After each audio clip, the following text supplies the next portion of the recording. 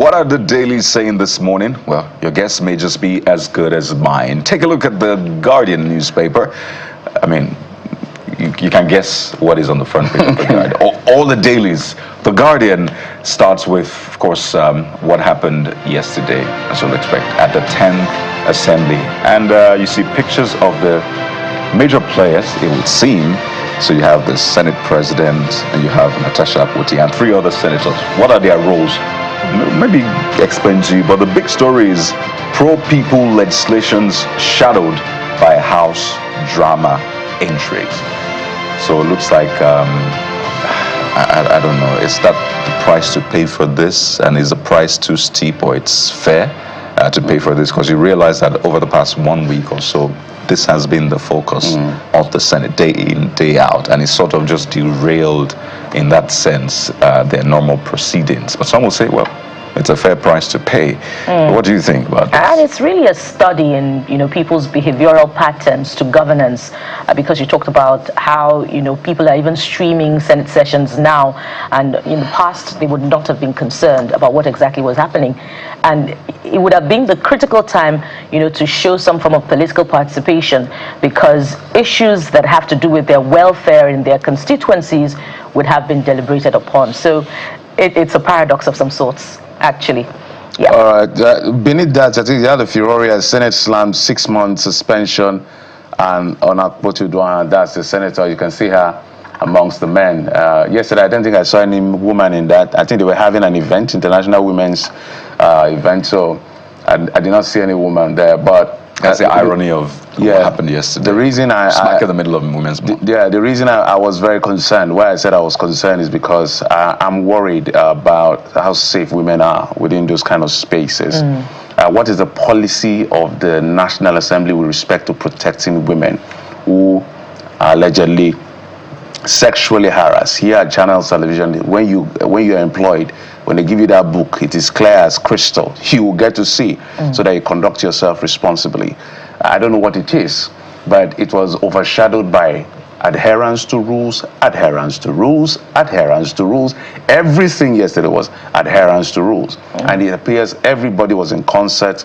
Both our friends, both our members of our party, what they were not asking for is leniency and all of that.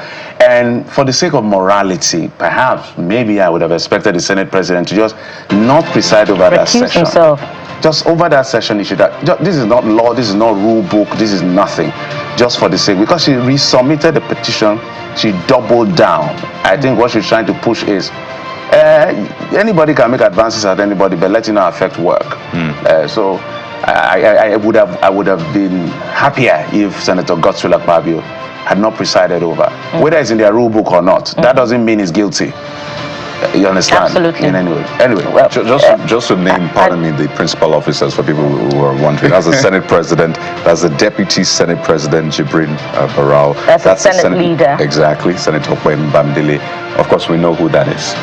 Senator Natasha. He used to be the minority leader. Oh, of course, everybody now knows Senator Natasha. Oh, you skipped Senator Akpotu. Okay, of course, everybody knows that. Okay, I just wanted to be clear. I just wanted to add that you're right, Cardi. It's smack in the middle of Women's Month and the celebration of the International Women's Day.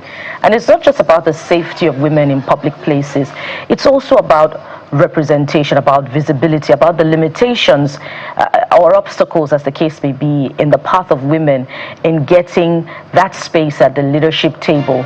And if this sexual harassment case is valid, if evidence can be provided, it shows that indeed this is just one out of many obstacles. And sexual harassment can be in many different ways. It can be direct, it can be frontal, it can be indirect, it can be by words, it can be by action, and that's why it's difficult to prove. And that's why her case resonates with a lot of women, because now the line out there is a Natasha inside every one of us. So that's why this case must be given fair hearing, because of the weight of the allegations. The senator couldn't have gone just on a tirade, just because she wants to, or just because she wants to blackmail the Senate President. So her case must be given fair hearing. And whoever is guilty, either it's the Senate President president or the alleging senator must be brought to account. Yeah. So let's go to this Nigeria. Senate gavel hits hard on Natasha after aftermath of sexual harassment allegation against Senate President Akpabio.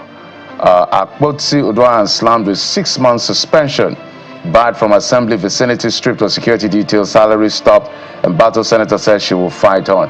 And this is where I must commend some of the senators who fought for our aides, because I don't know why the committee had to write. I don't know, again, I don't know what their rule book says. I have a copy of some of the amended one, but I don't know what it said.